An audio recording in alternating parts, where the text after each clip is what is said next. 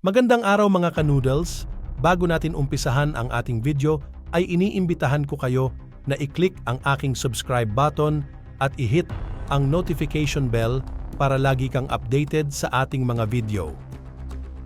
China nagpapahayag ng interes sa pagbili ng advanced missile systems mula sa Israel at India. Ang paghahanap ng China para sa pagpapalakas ng kanilang kakayahan sa militar ay nagpapakita ng interes. Ayon sa mga ulat na nagpapahiwatig na ang bansa ay nakikipag-usap sa Israel at India upang bumili ng advanced missile systems.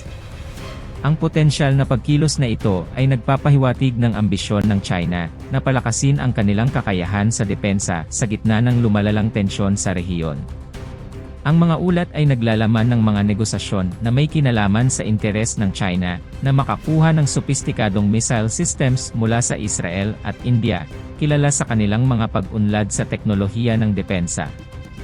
May mga source na nagpapahiwatig na ang China ay naghahanap ng mga pagpipilian upang makakuha ng cutting-edge missile technology na nagpapataas ng kilay sa pandaigdigang larangan ng geopolitika.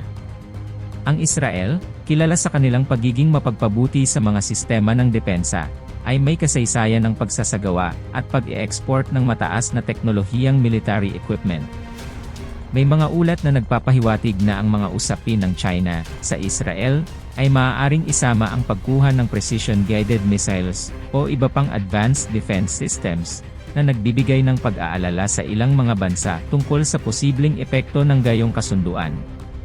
Tulad din nito, ang India, na may sariling mga programa sa pagdevelop ng misil at isang lumalagong industriya sa depensa, ay nakahikayat ng pansin ng China.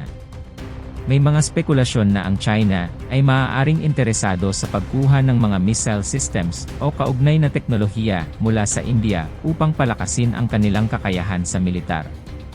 Gayunpaman, ang mga posibleng kasunduang ito sa pagitan ng China at ang mga bansang ito ay nagbibigay ng mga tanong at hamon sa larangan ng pandaigdigang seguridad at katatagan.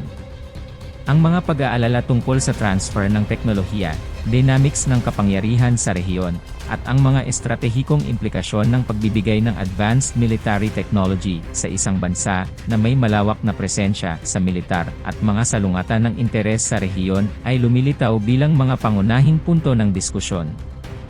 Dagdag pa, ang mga ulat na ito ay may potensyal na mag-impact sa geopolitikal na larawan na maaaring maka-impluwensya sa mga umiiral na alyansa at partnership sa sektor ng depensa.